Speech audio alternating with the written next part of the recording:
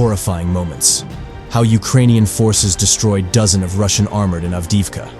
Ukraine on Friday said it has liberated Andriivka, a village near the decimated eastern city of Bakhmut, and made progress against Russian forces elsewhere in the Donetsk region. It was difficult, and the situation changed very dynamically several times yesterday. But now it is confirmed that our troops captured Andriivka yesterday, Ukraine's Deputy Defense Minister Hanna Maliar said in a statement Friday morning.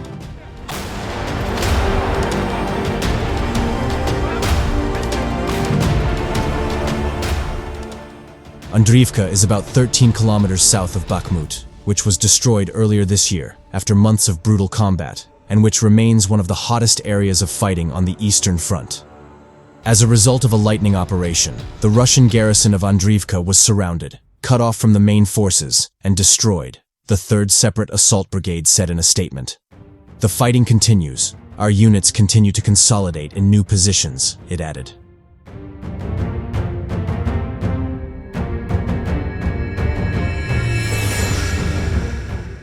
The Ukrainian military said its troops also had some success in pushing Moscow's forces back from Klishchivka, a town some 9 kilometers south of Bakhmut.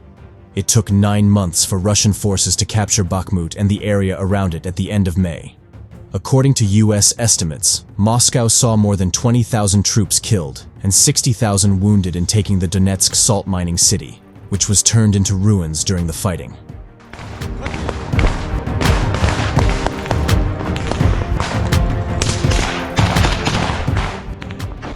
Ukrainian forces retreated but never left the area, aiming to take over strategic heights in the nearby villages and encircle Russians in Bakhmut during the massive counter-offensive operation that started in June.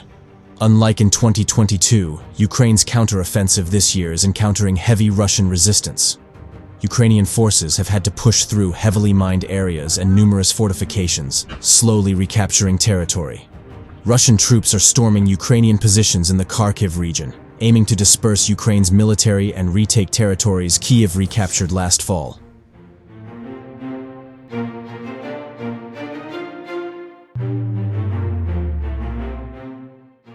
Ukraine has said Russian forces lost dozens of pieces of military equipment, including tanks and artillery systems, in a single day. The Ukraine General Staff update on Thursday, released as Kyiv's counteroffensive enters its 5th month, said Russia had lost 18 tanks over the previous day. It added that this takes Moscow's total tank losses since the start of the war to 5,241. The website Oryx, which uses open-source intelligence to measure equipment losses on both sides, puts the number of Russian tanks lost at 2,450 as of Thursday. Kyiv also said Russia had lost 43 armored personnel vehicles, APVs, and 42 artillery systems over the previous day.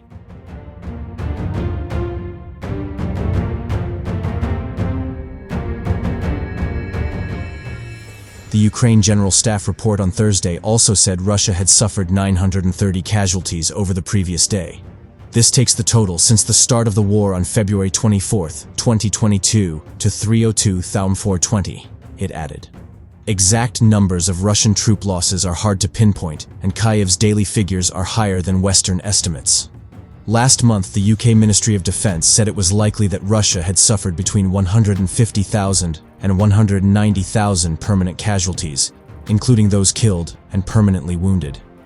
This figure does not include personnel from the Wagner group of mercenaries.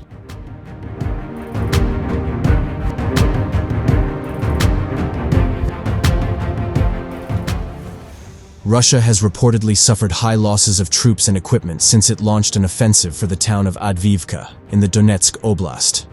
Despite these losses, the Institute for the Study of War, ISW, said on Wednesday that Moscow's forces were likely preparing for another wave of highly attritional infantry-led ground assaults on Ukrainian positions in the area. Meanwhile, the Ukrainian Interior Minister, Igor Klimenko, wrote on social media that Russia had fired the highest number of shells on cities and villages since the start of the year.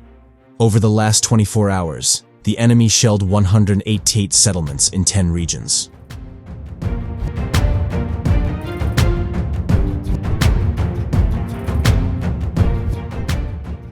This comes amid reports that North Korea may be replenishing Russian supplies of ammunition, including short-range ballistic missile and artillery shells.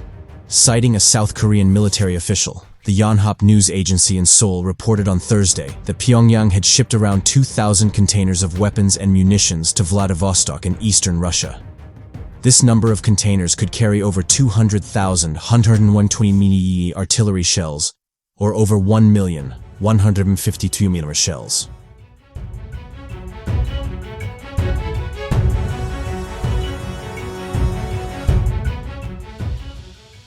On October 13th, the White House said North Korea had shipped around 1,000 containers of munitions to Russia. South Korean lawmaker Yoo Sang-bum said on Wednesday that the North had likely sent over 1 million artillery shells to help Russia's war effort. The commander-in-chief of Ukraine's armed forces, Valery Zaluzhny, has told The Economist, the war is in an attritional phase and a technological breakthrough is needed to end the stalemate.